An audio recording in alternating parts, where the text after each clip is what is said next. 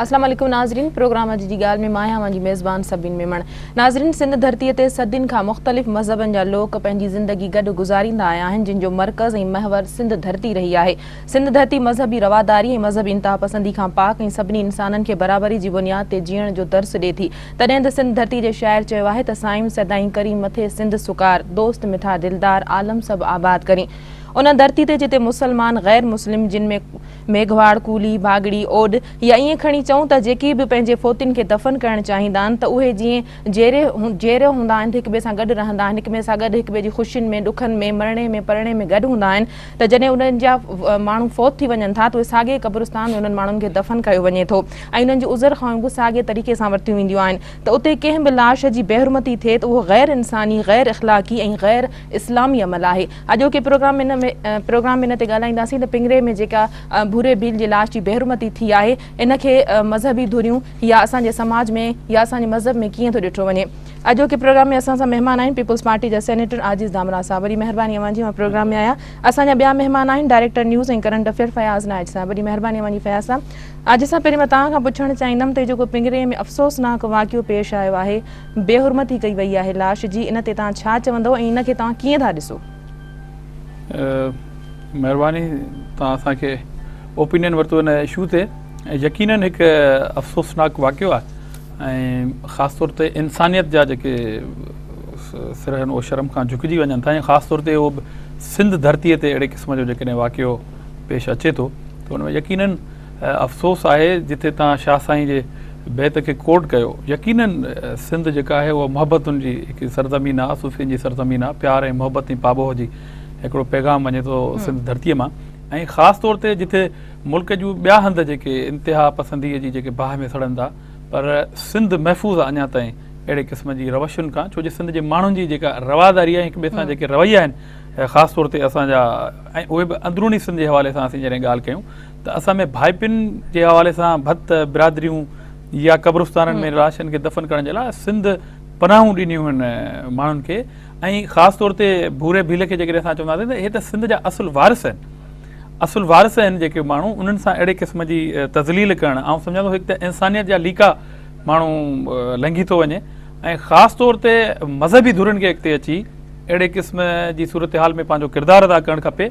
ऐं जेके ख़ासि तौर ते शरीयत ऐं मज़हब खां जेके अनाड़ी क़िस्म जा माण्हू जेकॾहिं अहिड़े क़िस्म जी का सिचुएशन सिंध में पैदा करणु चाहिनि था त उन्हनि धुरनि ते वधीक ज़िम्मेवारी पैदा थिए थी। हिन मसइले खे आउं सम्झां थो त पीपल्स पार्टी कंडेम कयो आहे ऐं ख़ुदि पीपल्स पार्टी जे चेयरमैन जनाब बिलावल भुट्टो ज़रदारी साहब जी स्टेटमेंट अॼु मीडिया ते अची चुकी आहे त हुन पिणु शदीद क़िस्म जी मज़म्मत कई आहे। ऐं आलमी सतह ते आउं सम्झां थो त हिकु इमेज ख़राबु थींदो सिंध ऐं पाकिस्तान जो। त असांखे अहिड़ियुनि सूरतुनि खां इज्तनाब करणु खपे। उन्हनि सभिनी माण्हुनि खे जेके मुलविस आहिनि हिननि में, बिल्कुलु उन जे ख़िलाफ़ु क़ानूनी कार्रवाई पिणु थींदी।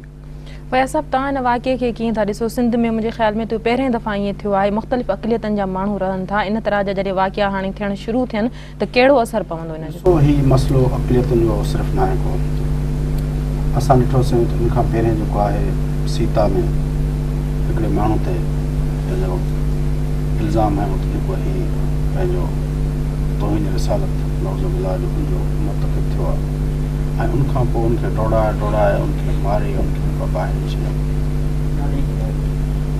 उनखां पहिरियों असां ॾिठोसीं त ख़ुदि जेको आहे सिंध जे गादी वारे हंध में अब्दुल्ला शाह गाज़ी जी मज़ार जे मथां हमिलो थियो।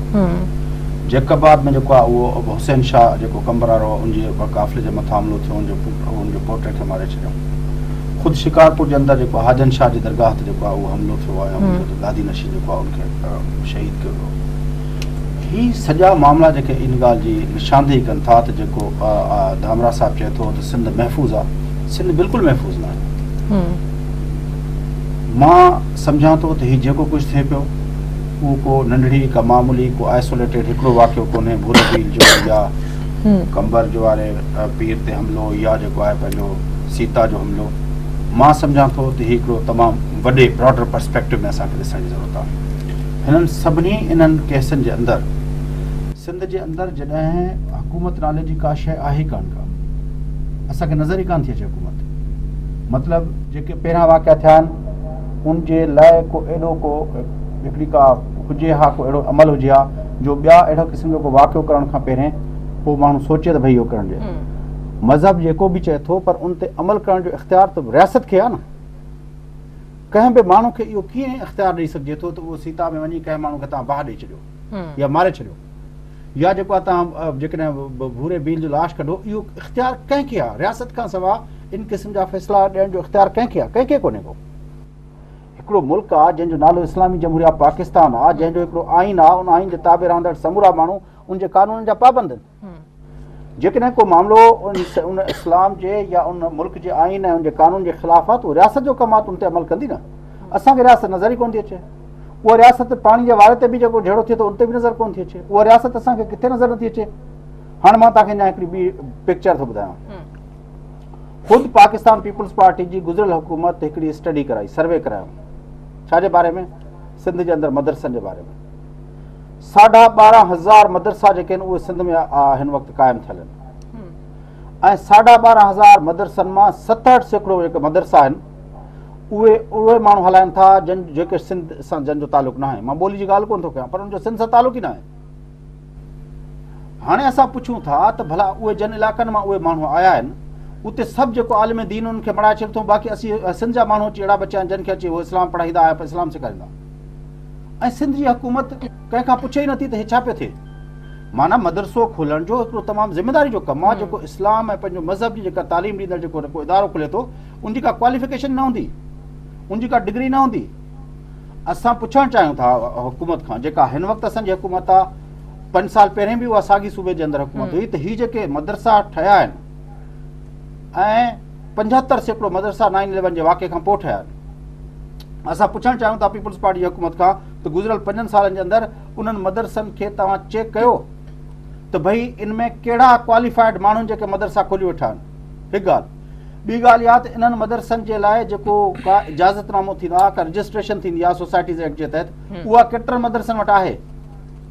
जेकॾहिं न आहे त पोइ हिकिड़ो ॿाहिरां माण्हू अची हिकिड़ो विदाउट परमिशन ऐं रजिस्ट्रेशन अची मदरसो खोले थो त इहो त कानून जी भनकड़ी आहे। मतिलबु कंहिं बि नाले में तव्हां मुल्क जे कानून खे त नथा टोड़े सघो न। जेकॾहिं उहो कानून एतिरे वॾे तादाद ते टुटल हुजे त पोइ हुकूमत किथे आहे? माना अञा बि उनखां वॾी ॻाल्हि जेका असां ॻाल्हायूं था, रोज़ था ॻाल्हायूं त फलाणो मसइलो थी वियो ऐं ड्रोन हमिलो थी वियो ऐं मुल्क जी जेका सॉवरेनिटी जे ख़िलाफ़ आहे, गैर मुल्की मदाख़लत आहे, बलोचिस्तान में थिए थी पई, थींदी हूंदी। हीअ जेका मदरसा आहे हिननि जी फंडिंग केरु पियो करे? हुकूमत छो नथी ॿुधाए असांखे? छा पाकिस्तान जे अंदरि हीअ जेको मदरसनि जो नेटवर्क आहे उनजे पुठियां अरब स्टेट जी फंडिंग न आहे? को माण्हू चए, आजिज़ वेठो आहे, ज़िम्मेदार माण्हू आहे, हुकूमत जो हुकूमती दोस्तनि जो वास्ता ॿुधाइनि असांखे जेकॾहिं फंडिंग थिए थी त छा इहा गैर मुल्की मदाख़लत न आहे? फंडिंग करे हिकिड़ा मुल्क जेके आहिनि असांजे मुल्क जे अंदरि मदरसा खुलिया आहिनि, उन मदरसनि जे नाले में जेके अनट्रेंड अनक्वालिफाइड माण्हू उन्हनि मदरसनि खे हलाइनि, ॿाहिरियां माण्हू अची असांजे सरज़मीन ते मदरसा हलाइनि। असांजी सालनि जी जेको सदियनि जी असांजी तहज़ीब, हज़ारनि सालनि जी तहज़ीब जेका पैरोकार आहे लतीफ़ जी, सचल जी, बुल्ले शाह जी, बाहू जी, पंहिंजो दाता जी, उन असांजी उहा जेका तहज़ीब आहे जन इस्लाम त उन्हनि फैलायो न। इस्लाम कंहिं मदरसे जे थ्रू थोरी हिन रीजन जे अंदरि फैलियो आहे। इस्लाम जेको बि हिन रीजन जे अंदरि जेको सिंध खे बाबुल इस्लाम चयो वञे थो, उहो त इन सूफ़ियनि ऐं बुज़ुर्गनि ऐं इन्हनि दरगाहनि जे थ्रू फैलियो आहे न। हाणे जेके उन्हनि जा क़ातिल आहिनि, हीअ त उहा साॻी मदरसनि जी अंदरां जेको असांखे इस्लाम पढ़ायो थो वञे, उहो त उहो इस्लाम आहे जेको ज़ियाउल हक़ जेको आहे हिन सरज़मीन जे मथां मरणु चाहियो, पंहिंजी वर्दी ऐं लांग बूटनि जे ज़ोर ते असां ते मथां मरणु चाहियो, उहो इस्लाम असांजे मथां मरणु चाहिनि था। ऐं बदकिस्मती सां असांजूं सिविलियन हुकूमतूं पीपल्स पार्टी जे मौजूदु उन ते बिल्कुलु ख़ामोशी इख़्तियार कयूं वेठियूं आहिनि। त हीउ मसइलो कंडेमनेशन जो आहे, न आहे, हुकूमत खे अमल करणु घुरिजे। असां जॾहिं कंडेम कयूं था त ॻाल्हि ठहे थी, पर पीपल्स पार्टी जा अॻवान, पीपल्स पार्टी जा वज़ीर अची छड़ो कंडेम करे वेही रहनि, मुंहिंजे ख़्याल में इहा ज़्यादती आहे। आज साहब मां तव्हांखे हिते पुछणु चाहींदमि फयाज़ साहब जी ॻाल्हि खे अॻियां वधाईंदे त सिर्फ़ु मज़म्मत हाणे हिते काफ़ी न रहंदी त असां सिर्फ़ु मज़म्मत करे ऐं हिन जी नंढा करे ख़ामोश वेही रहूं। रियासत जी ज़िमेदारी थिए थी, उन्हनि सूफ़ियुनि जी दरगाहनि ते बि हमला थियनि था जिन इस्लाम जी तालीम ॾिनी, ऐं छा अहिड़ी ज़हनियत जे माण्हुनि खे छूट ॾिनी वई आहे जेके इन तरह जा मुख़्तलिफ़ वक़्तनि ते हमला कनि था? ॾिसो, फयाज़ साहब तमामु तफ़सीली इन शइ ते ॻाल्हायो आहे। रियासत जो हुजणु न हुजणु आउं सम्झां थो उन्हनि ते जेकॾहिं बहस कजे त वरी काफ़ी टाइम लॻी वेंदो।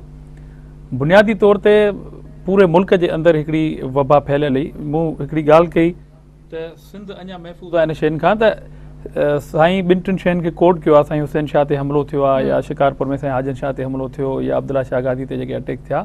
त मुंहिंजे चवण जो मक़सदु हो त हिकिड़ी साज़िश ज़रूरु थिए पई, सिंध खे उन बाहि में धिकण जी कोशिशि ज़रूरु थिए पई, पर सिंध ॾिसो मां अञा उनखे ॿिए नज़र सां ॾिसां थो त अञा असांजा जेके रवैया आहिनि, असांजी सोसाइटी जा जेके रवैया आहिनि, ख़ासि तौर ते सिंध जेका असीं चऊं था त सूफ़ियनि जी सरज़मीन आहे, उनजा असरात अञा वधीक ताक़तवर आहिनि बराए उन नेगेटिव जेके कुवतूं आहिनि जेके इन क़िस्म जी बाहि सिंध में पकड़णु चाहिनि थियूं ॿियनि सूबनि जी आहे, त उन में अञा कुझु बहितरी आहे।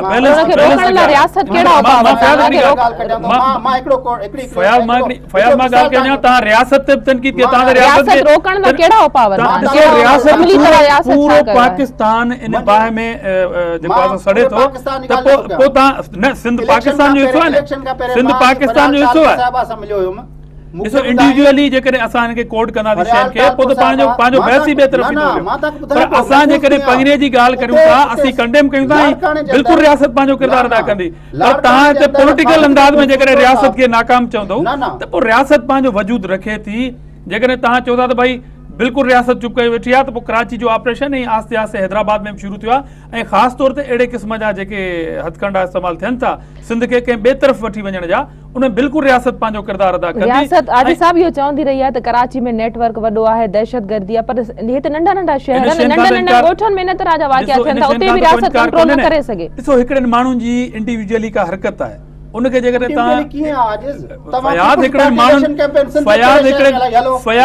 माण्हू ने अचानक हिकिड़ो वाक़ियो कयो आहे, तव्हां वारिया में 8 माण्हुनि जे क़त्ल खे बि त कोट कयो न। आऊं चवां थो तव्हां सिविल हुकूमतनि खे नाकाम करार था ॾियो न, त हुननि हुकूमतुनि में छा ईअं न थियो आहे छा? उन्हनि हुकूमतुनि जो अॼु त असां भुगतूं पिया न सॼियूं जेके गैर जमहूरी हुकूमतूं उन्हनि जे तरफ़ां पैदा कयल हिन सॼे सिस्टम खे ख़तमु करण। मां ॾिसो तव्हां मदरसनि जी ॻाल्हि कई, पीपुल्स पार्टी स्टडी कराई, ठीकु आहे, पीपुल्स पार्टी स्टडी कराई, हाणे उन्हनि मदरसनि खे जेकॾहिं यकमुश्त जेकॾहिं तव्हां बंदि करे छॾियो, तव्हां वरी सूरत हाल खे कंहिं ॿिए तरफ़ खणी वञणु चाहींदो। ॾिसो ओपिनियन आहे न, ही तव्हांजो ओपिनियन आहे, ॿी धुर जो पंहिंजो ओपिनियन आहे। रियासत पंहिंजो किरदारु अदा कंदी, ख़ासि तौर ते पंगिरे जे मसइले ते, पंगिरे वारे मसइले ते मूं चयो त इंसानियत जा जेके कंध आहिनि उहे शर्मगाह झुकियल आहिनि। हिकिड़ा चंद माण्हू जेकॾहिं अहिड़े क़िस्म जी का हरकत कनि था जंहिंमें इमेज ख़ुदि सूबे जो ख़राबु थिए, कतन रियासत ख़ामोश कोन रहंदी। बाक़ी इलाही सारा अहिड़ा वाक़िया आहिनि जिथे तव्हां रियासत खे फेल चवंदो, उते आउं तव्हांखे दलील साबित कंदो त रियासत मौजूदु आहे। न रियासत जी मौजूदगी ॾिसो न, मां चवां थो जॾहिं तव्हां पाण चओ था त वारा जे अंदरि ही थियो आहे, मुंहिंजे चवण जो मक़सदु आहे त जेकॾहिं तव्हां सीता जो वाक़े खे चओ था या तव्हां पंगिरे वारे मसइले खे खणो था, त इंडिविजुअली बि माण्हू ओचितो पंहिंजो पाण में इंसान आहे न, विड़ी पए थो। छा रियासत ॿिन्ही धुरनि खे हथियार ॾिना तव्हां विड़ो? रियासत खे पंहिंजो किरदारु अदा करणु खपे, रियासत खे पंहिंजो किरदारु अदा करणु। 12,500 मदरसनि जो क़ाइमु थियणु इहो को इंडिविजुअल वाक़ियो आहे छा? हाणे हिते असां ॾिसो न, हिते असांजी जेकॾहिं टॉपिक आहे त सभु मदरसनि खे बिल्कुलु बंदि करे छॾियो था।